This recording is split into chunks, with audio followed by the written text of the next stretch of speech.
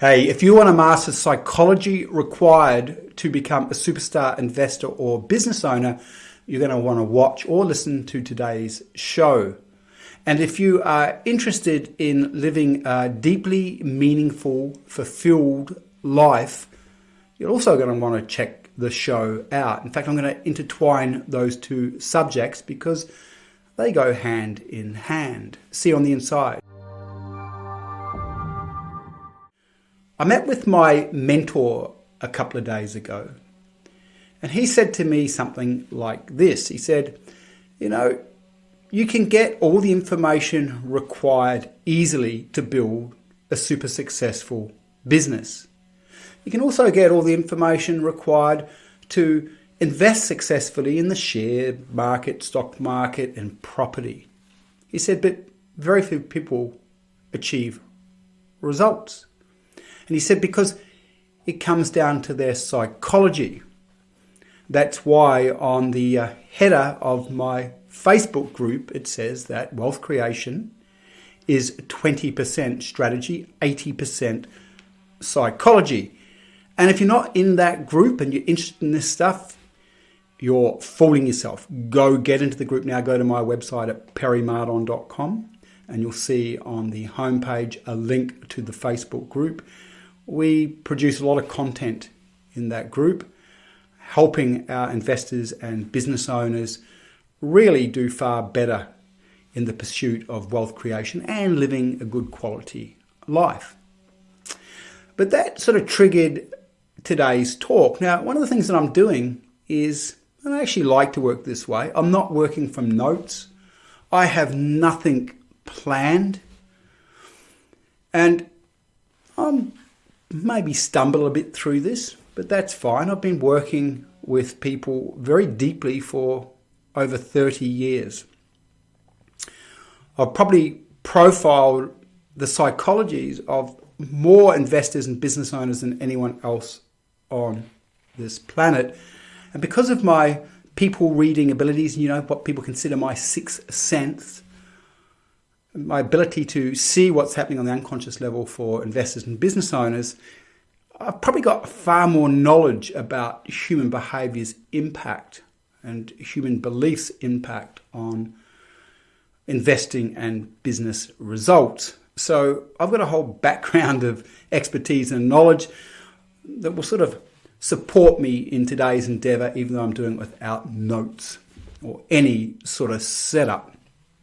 When I run rooms, by the way, I learned years ago I'm better to run the room intuitively, because if I come in there with any concept about what people want, I'm going to miss what they really do want and need. I trust my ability to intuitively work out what's happening in a room. So let's get to it. We're going to start with purpose. For the most part, when a mother has a young baby, they experience an extreme sense of purpose. Their life becomes deeply meaningful. And of course, look, there's mothers that have hormonal issues after childbirth and they'll feel depressed and can't bond with the child. But for most ladies, they're going to experience that real sense of love they have for this child. And we look at that from a biological perspective. You can see that the mother's love is required. The mother's love of the baby is required for her to sacrifice her own desires and her own egoic needs. Now, when I use the word ego, by the way, I'm talking about the personality. The personality, when you understand what a personality is an operating structure. It isn't who you are. And we'll probably get into that today. What is a personality? So I use the word ego and personality interchangeably.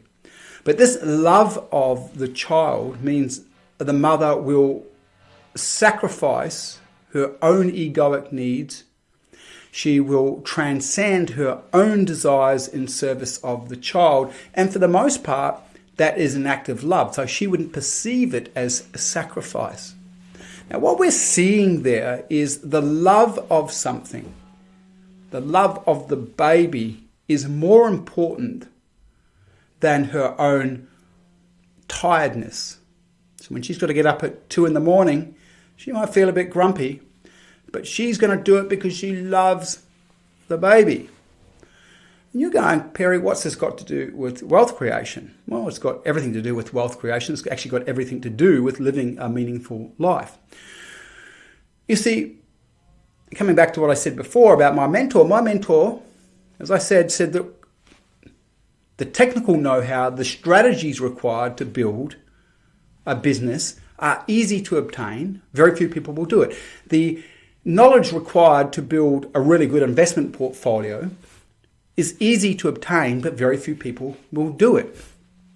The reason being is that their personality or their ego structure, which is full of belief systems that they've inherited from their education system, from their parents, be full of self-doubt, fears. There could be sort of what we call money wounds, where as a child you may have heard that your uncle lost the family farm through a foolish investment, so that's sort of lodged in there inside of your consciousness, and it's always sort of saying to you, don't invest, it's dangerous, it's dangerous. So the mother, coming back to the mother with the child, this is an example of loving something so much, desiring something so much, you're willing to sacrifice yourself. And that's required to push against the resistance that you will meet in the wealth creation journey. Without purpose, without a why, your ego structure, your personality will be too strong. Now, I'm going to be honest here. I'm going to say that it's pretty much how 80% of the population probably live. They're controlled by the ego structure, controlled by the stories of their personality, and they don't have a why big enough to push against it. And there's a problem with that. Okay, so if you're not willing to push against your personality structure, your ego structure, it will just keep staying the same in the same way that it is. It is a habit pattern. And this is one of the things you've got to understand. Your ego structure is a habit pattern. And so you've got to be able to bust that. Now, I'll just take this sideways, and I'm going to find another example for you. So many years ago, I was asked to speak in public. And I was mortified when I was first asked. But there was something in me that really, really wanted to change my life. I knew that I had the ability to influence people. I knew that people got a lot from the work that I did with them, because up until that point, I would converse to people, I would teach them, I would share things with them, more on a one-to-one basis. And so that part of me that loved doing that work really wanted to take this work and share it further. So we could say that's an inborn calling, and we'll be talking about that soon, what that means. It was an inborn calling.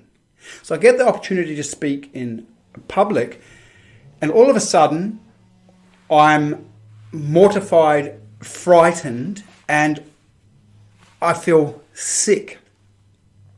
Because that request triggered all sorts of belief systems within my personal consciousness.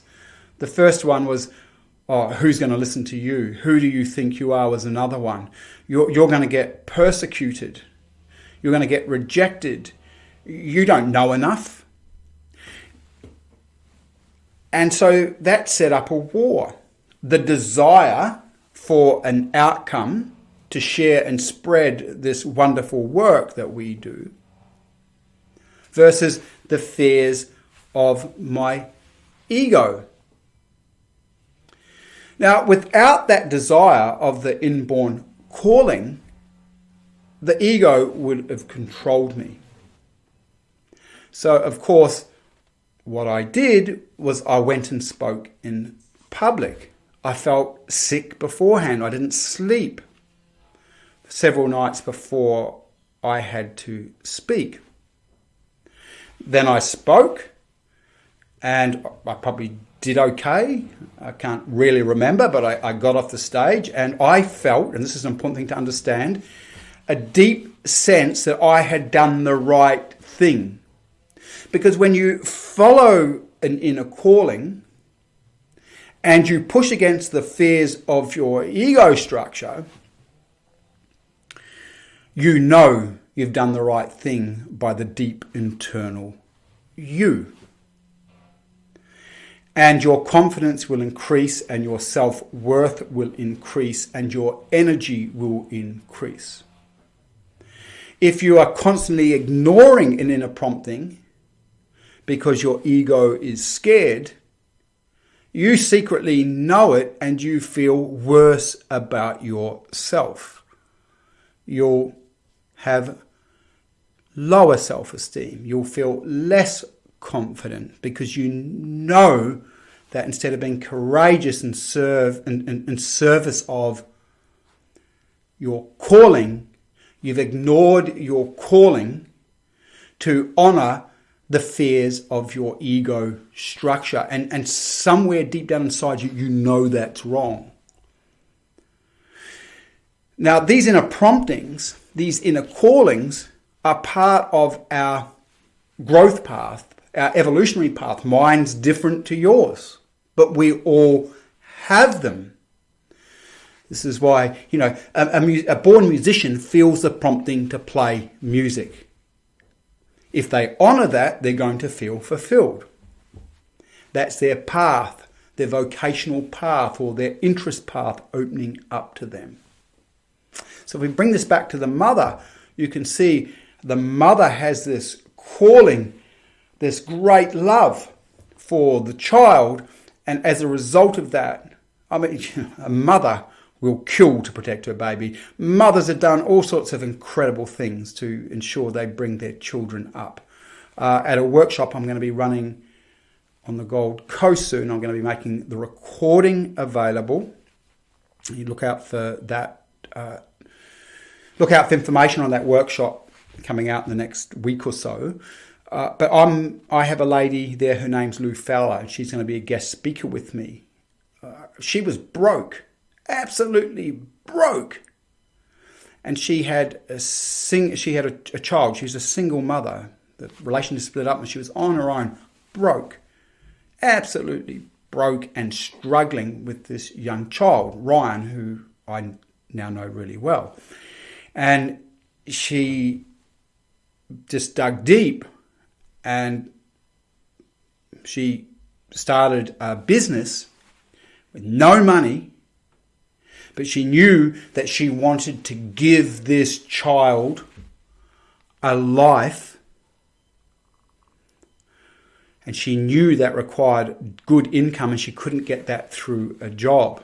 She also didn't want to experience what she had experienced as a child, which was extreme poverty, and she didn't want to experience that herself or bring her child up in that. So within 5 years, she built a $5 million a year business from her kitchen table. Now, that again, you can see the same dynamics being played out. Her love for her child, her love for self and respect for self and not wanting to be poor meant that she was able to build this business in 5 years. And she had to face and confront all sorts of fears and self-doubts and inadequacies within her ego structure. So it's that love that enables you to push against the controllingness of your personality or ego structure. So you can see we're sort of digging into the first lesson, which is if you want to build great wealth as an investor or business owner, you have to be connected to your why. And your why must contain passion and love. In fact, you know, you know when you've identified your why, because the emotional energy that you will experience will show you it's for you. Okay? So, and this is how individual it is. Let's take a musician, someone that's born to be a musician. When they first start thinking about playing music and that comes to them, they're so excited and inspired. Now, they may not be passionate. I'm a surfer. They might start thinking about surfing and they're not going to get that feeling of, oh, how unreal. Oh, that would be amazing. It's our inner feelings of joy that show us what our path is, what our path of evolution, what our path of fulfillment is. So you can understand that if you can't feel because you're a shut down human being, plenty of those around, you can't access your joy, you can't access your purpose because you can't feel as a human being. Okay? Remember that we all have the ability to shut down feelings or disconnect from our feelings. If you do that, your emotional intelligence is way lower than it would be if you could feel and really know deeply all your belief systems and what moves you and how you move. So, again, we look at two parts.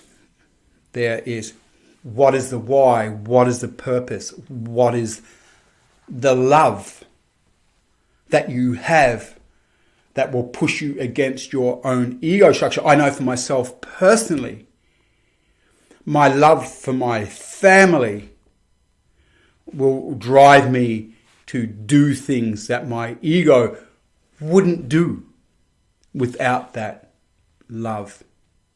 In fact, I was talking to a client this morning. The client has no children and they are an employee. Now, the problem for them is that they are so comfortable, their life is so comfortable that their ego is kind of like, well, I like this comfort. In this comfortableness, I don't have to feel uncomfortable. I don't have to feel pain. I don't have to feel challenged. And he's actually unconsciously organized his life, by the way, so he doesn't have children. He doesn't have a partner. He doesn't have commitments and responsibilities. Because the moment that you have a commitment, you've got responsibilities. So you want to make sure your commitments are based on love. Then you've got responsibilities, but you have no issue or challenge self-sacrificing because of your love. I think you're getting me. So this particular gentleman, and this is just highlighting what I'm talking about, by the way. This particular gentleman really struggles to make big moves in his life, really struggles to evolve in the way that he could because he does not love something enough to move outside of what is comfortable.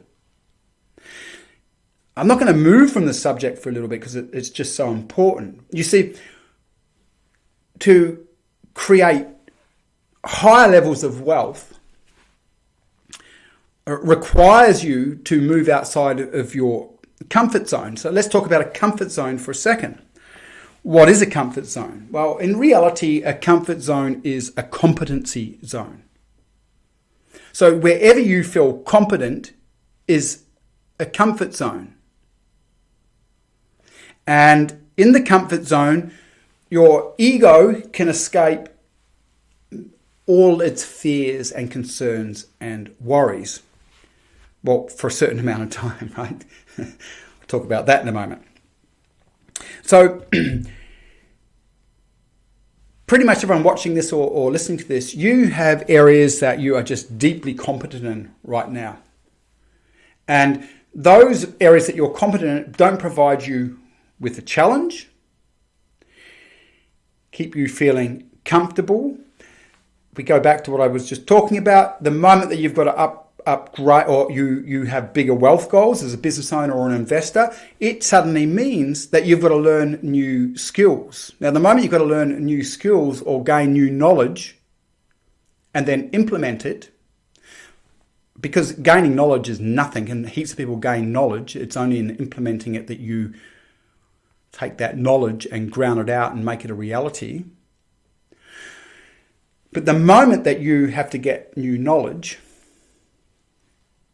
because you need that knowledge to get to the higher levels of wealth, that's the moment that your ego goes, no! Because the very fact that you have to get new knowledge that must be implemented, which means you need new skills, will push you up against your self-doubt. Oh, can I do this? Or maybe this won't work. Maybe I'm not good enough. Or there's all sorts of unknowns. Well, I don't know about that. Okay, so if I don't know about it, that means I can't be a master. I can't be a master. Or anything could go wrong. Okay?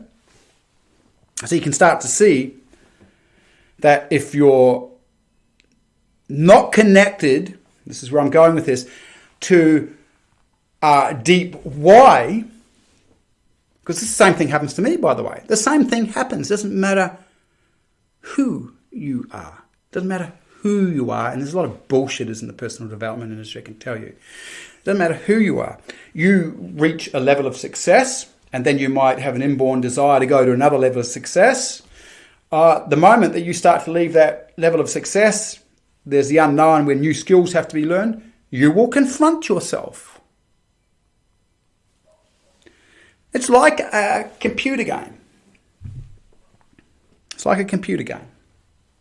It's like you learn all the skills to get to that level, and you start feeling really comfortable at that. Then you go up the next level, and it's scary, and but the person who faces that the most, for the most part, will get to those highest levels because they navigate the unknown zone, the area outside of their competency zone, understanding that they're going to feel uncomfortable. And the more you do this, the more it becomes normal to feel a bit uncomfortable when you move outside of your comfort zone. And then you start to realize something really quite profound, is when I'm uncomfortable, I'm evolving. When I'm uncomfortable means I'm honoring what is supposed to be honored within my own consciousness, because my consciousness wants to evolve. So it's only through moving to the unknown in pursuit of the next level that we are forced to develop character traits and new skill sets in the unknown, so it becomes the known. Now again, without being deeply connected to your why, it can be hard to navigate the unknown, because that force, bring it back to the mum. The mum's love for the child will get her to do anything, okay? Confront all sorts of pain or challenges. You're probably getting this. Now, this is really important to understand. I mean, I've worked with people for years, so I see this. Most people hide from their true passions and purposes and loves. They hide from it. They don't want to touch it. They don't want to know it. Here's why. Just imagine this for a second. You grew up in a family and your parents were professionals. And you loved being outdoors and running around in the bush and playing sport. You're an outdoors person. But your parents, based on their value systems, kind of frowned on that. You know, where's that going to get you? Well, in hindsight, you could tell them, get me everywhere. I could have a lot of fun, joy, because I'll be doing what I love. And that'll give me heaps of motivation, and I can build all sorts of wealth around that because I'm doing what I love.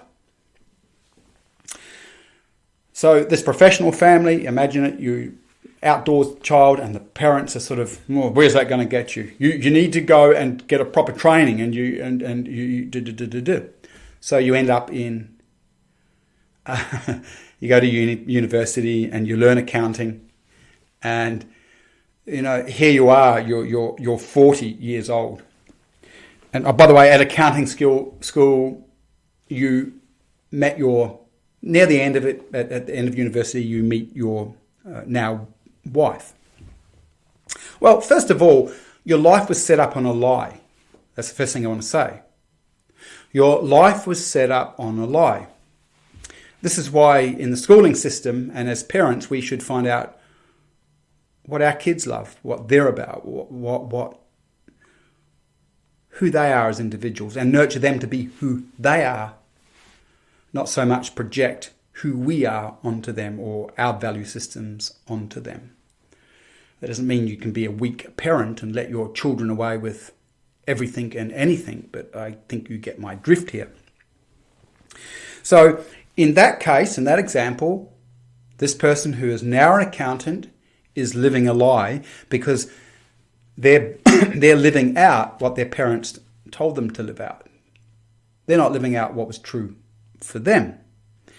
And, by the time they're 40, they're starting to feel real depressed and flat and like they're trapped.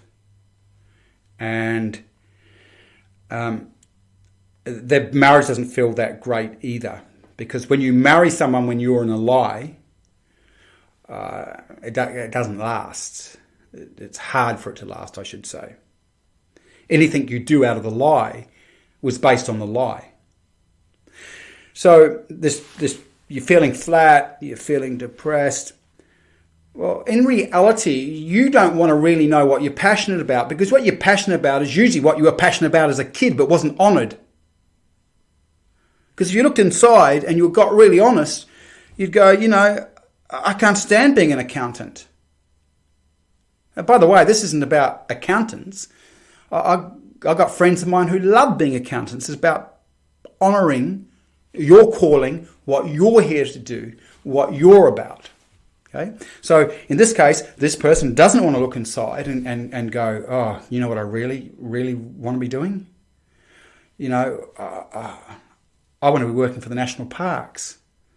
Or, I'd like to have a little farm. Because self-inspection, when you've been living a lie, is painful. Because if you were, if you were to truly self-inspect and own what really mattered to you, what your purpose really was, what your loves really were, you're going to have to address the entire structure of your life, which is based on a lie, which would include your marriage, where you live, your career. You might have to threaten the sense of financial security you have. So people end up with a vested interest, which is, I don't really want to know what I'm passionate about.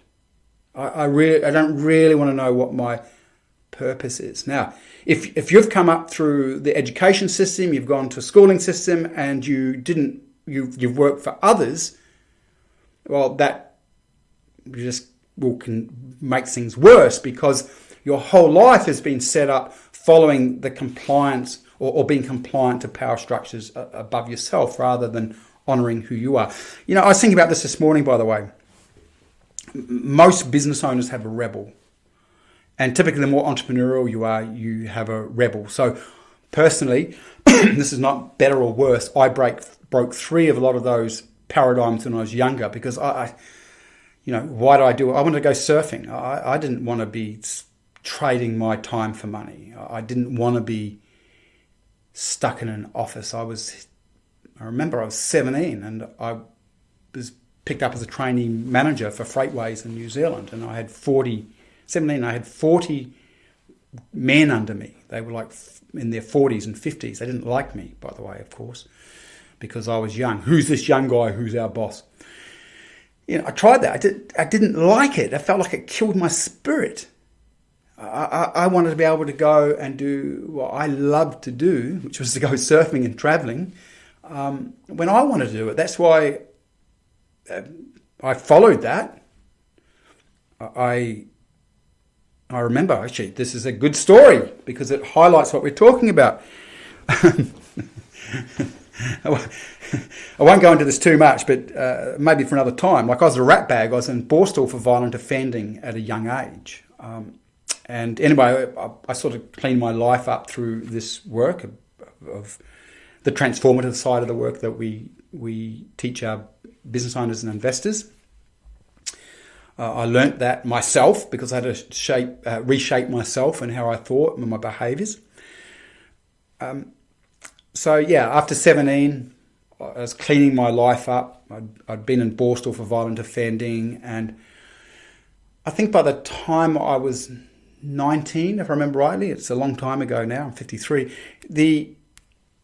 I had a house and I had this corporate job, and I was a trainee manager with 40 people under me, and I had this beautiful girlfriend, and everyone thought, wow, because Perry, you're doing so well. My entire community were like, wow, you're just doing so well, Perry. My parents were proud of me, etc. And but I just felt terrible. I felt trapped and flat. I'm only allowed 3 weeks holiday a year? Really? Is that my life? So through this work, the work that we do from a psychological perspective with our clients, I started to internalize my awareness and start to own what it is that I really loved. And what I really loved at that point, it's been expanded on since then, is I wanted to go surfing. I liked being outdoors. I liked sport. That's the only thing I knew I liked and I loved. And I just remember like the war that went on inside of my own consciousness. Like, yeah, but what will people think of me? But I've been brought up that I'm supposed to have this job and this career and this security. And I remember when I made the choice, you know what, I'm going to go to Hawaii. I'm going to go and surf in Hawaii. You got to remember, this is in 80s, a different world. This is, very conservative time. The world wasn't as open as free as it is now. And I remember my entire family and most of my community turning on me like, you're nuts, Perry. What a loser. I had so much pressure to conform to the way that they thought. So I went to Hawaii, and then I learned another lesson. I remember it'd be Wednesday afternoon, and I'd be about 12 o'clock, and I'd just come in from the surf, and I'd have this voice in my head. It would go, what are you doing? You should be at work. How dare you have fun on a Wednesday at 12 o'clock? So that was a belief system I had to confront. Because, by the way, if you want to be a wealthy person with freedom, you want to get used to having long holidays and having time off and enjoying yourself while your income-producing resources work without you.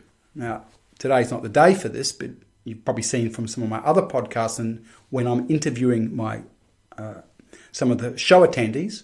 By the way, if you want to be on the show, go to the website, look for the show page and apply. I will give you profound breakthroughs that will really help you get far more profit as a business owner or investor, and anonymity, is that how you say it? You will be anonymous. So you don't have to be revealing yourself in public. I will use another name, so feel free to apply. Interesting, 50% of people go, no, you can just use my name. 50% of people go, no, I'd like to keep it protected. And I understand that. So, yeah, just back to finish that off. So, excuse me, I have a bit of a flu at the moment.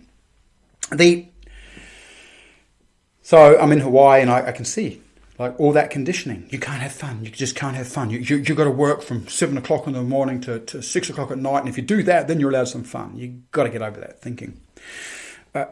That experience of admitting how much I didn't like my life, even though everyone thought I was successful, and admitting that what I really wanted to do was go surfing and be outdoors. That was a challenge, because at that point I had my calling, and it's almost as though life or my own consciousness would go, what are you going to do, Perry? You're going to cave into your ego's fears and programming? Or are you going to follow? So it was like a test. And I do believe these things are tests, by the way. I don't think there's a God out there testing you, but consciousness itself is seeing what you're going to do within yourself. Your own inborn self is watching. How are you going to be? How are you going to act? Perry, you're given your calling. It's to go surfing. And then the other part of me is going, but that's trivial. How can I base my life around surfing? What will people say about me? I'm supposed to be working all the time. Am I going to give up this house that I have, this relationship, give up this career because it makes me unhappy? And I think that going surfing and being outdoors is going to make me happy. What am I going to do?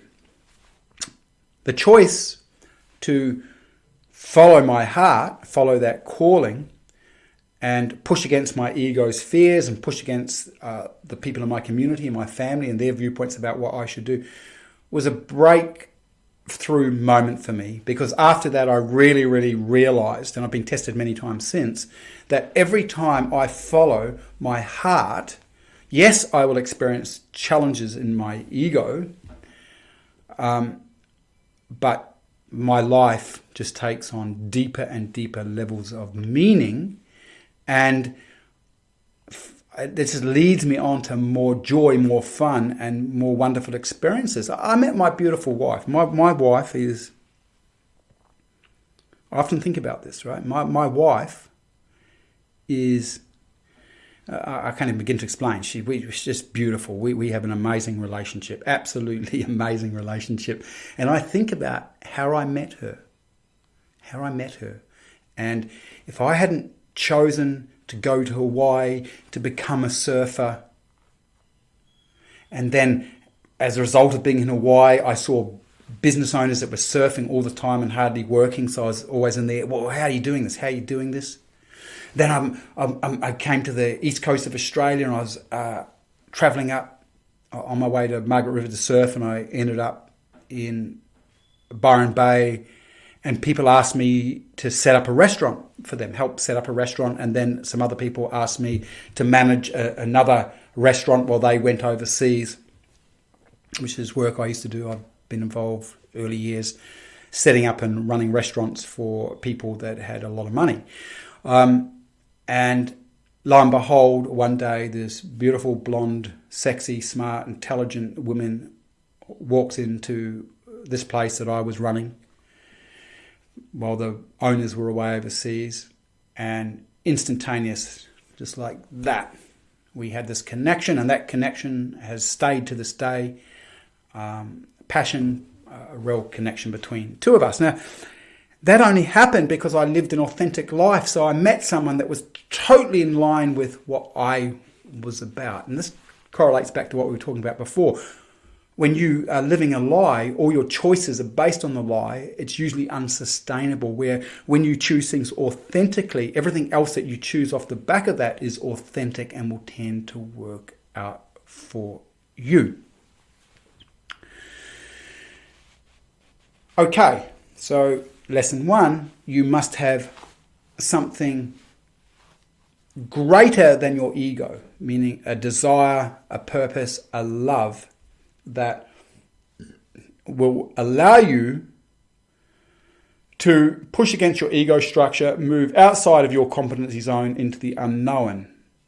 If you don't have that love, if you don't have that deep calling, you don't have the opposite force to the fears of your ego structure. Second and last learning for today, because my throat's not going to last, it's really important to learn to observe your personality.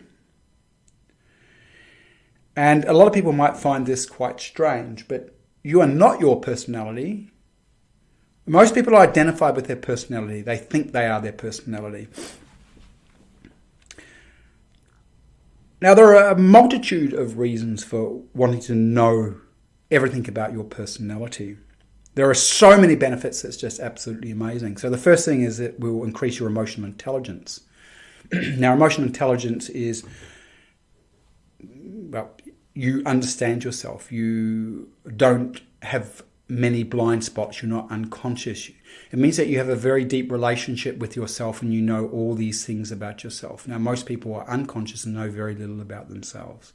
So already that puts you at an advantage. But let's just keep with the theme that we've been using today with purpose and connecting to your calling and that love allowing you to go into the outside of your competency zone, outside of your comfort zone, into the unknown, which is the area you have to enter, right? In mythological terms, this is where the demons are, right? The demons are in your own unconscious. They're going, you're going to get hurt if you stay out there in the unknown. You're going to get hurt, right? Because you don't have the skills. You don't know enough.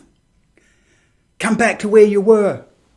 Okay? You've got to face your demons, so to speak, when you're in the unknown. In mythological terms, it's a dark night of the soul. It's a hero's journey. One of the reasons that I can navigate that reasonably well is because I know all the different parts of my personality. Excuse me. As you can see, I have a part that's very forthright, direct, and straight. And this part of me doesn't mind conflict, doesn't like it, but it's willing to engage in conflict. It express its opinions. It doesn't really care whether people like it or not. I have another part of me that's more soft and sensitive and would be concerned about how people view me. You see, I'm both those things, and I see them very, very clearly. I also have parts of me that are courageous, and I have parts of me that have cowardice. And by the way, I'm equally able to own my coward parts as I am my courageous parts. So many people, especially males, they won't own their coward part, and they'll use bravado and try and show everyone their courageous parts, and in reality they're trying to show themselves their courageous part. Their coward part that's disowned sits on the unconscious level. It rules the roost. These are people that don't take a lot of action. They'll talk a lot. But because they don't see their coward part, it controls them from the unconscious, outside of the awareness, which means it's in their blind spot. But they don't even know they've got a coward part because they must keep the bravado up for themselves and to show the world. These people would judge having a coward in their consciousness. I don't. Of course I've got a coward part of me. Coward part has a very functional attribute to it. I'm 53. When I was 30, I remember chucking myself over all sorts of ledges, even into my 40s as a surfer. Ledges are heavy-duty waves. Now, my coward part, as I'm paddling to those ledges, is going, be careful, be real careful. I was in hospital about 4 years ago. I split my head open really badly on a very shallow reef in Indonesia. I wish the coward part had told me at that stage, don't go, Perry. So the coward part has real quality attributes to it. So just to quickly show you, when you can observe the parts of your personality and see the games they're up to and what they're about, how they're functional and dysfunctional, you start to develop self-mastery as a wealth creator. Seriously, you start to develop self-mastery as a wealth creator. So as an example, for a conscious person has high levels of emotional intelligence. They're able to introvert awareness and inspect their personality. So they start to disidentify from the personality. They can see their coward. Now the coward might say, don't get involved with that investment. And because you can see that part of you, you can now analyze, well, why is it saying that? Well, it's saying that because growing up, it kept hearing about how Uncle Donald lost the family farm. Okay, well, was that rational? No, that's not particularly rational. And then, well, my inner accountant, no, well, I've done all the risk analysis, it's fine. So this is irrational, okay, this coward part. Okay, I'll go and do the investment. Or the coward part saying, be careful. Oh, maybe I should. Maybe I'll go back and just do some double checking here. Okay. The coward part aids, but because you can see it, you can work out whether it's dysfunctional or functional.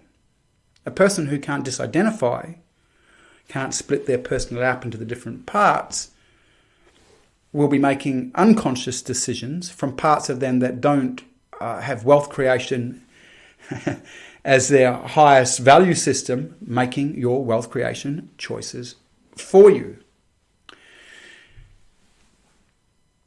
While we're here right now, go to perrymardon.com, and if you haven't already, do my entrepreneurial profiling system. Whether you're an investor or a business owner, entrepreneur, it will really help you understand your strengths and weaknesses. It will help you learn about your personality as a wealth creator. It will help you learn what mistakes you are guaranteed to make. I'll say that again. It will help you learn what mistakes you are guaranteed to make. Now, what do I mean by that? Okay, so my personality is made up of parts that are gifted, have strengths, and I have parts of me that have weaknesses. So as an example, I struggle at times to have high attention to detail. But in regards to communicating, grabbing concepts, seeing strategy, or reading people, and then communicating what I'm reading in that person, I'm gifted. And my profile, which, as I said, you can access, the entrepreneurial profiling system you can access, just go to the website, you'll see a link to it. It takes about 5 minutes to do it. It'll spit out a report telling you your gifts, strengths, and weaknesses. My profile shows me that. Shows me where I'm weak. And wherever we're weak, we're guaranteed to make mistakes. Now, what do I do about that, by the way? I employ people that are really strong with details. Anyway, I must stop because I'm just going to cough in a few minutes. I can feel that coming on. I hope you got a lot from today. It's a bit different to what I normally do in these podcasts. If you're watching or listening, send me through a message. Let me know in the comment section, or flick through an email to admin@perrymardon.com, letting me know if you like this style of show. Now, if you want help connecting to your purpose, you want help and assistance working through any internal or external roadblocks as a wealth creator, book a Breakthrough Profit Workshop with me. It's only $300. Full money back guarantee. If we don't deliver in the way that we say we're going to deliver, you get all your money back. It's me and one of my coaches. And we will use our people reading skills and our strategic nous to give you breakthroughs in one session that would take 15 sessions with a normal coach. Go check it out. Again, it's on my website under, I think it's help, under the help section, Breakthrough Profit Workshop. Hope you got a lot from today, and I look forward to doing the show next week. I'm interviewing a business person out of the States, and I am really looking forward to that. You're going to get a lot of insight on how to scale and build a business that provides you with at least 80% passive income. I'm really looking forward to doing this interview. I learn too when I do them. Till next time, see ya.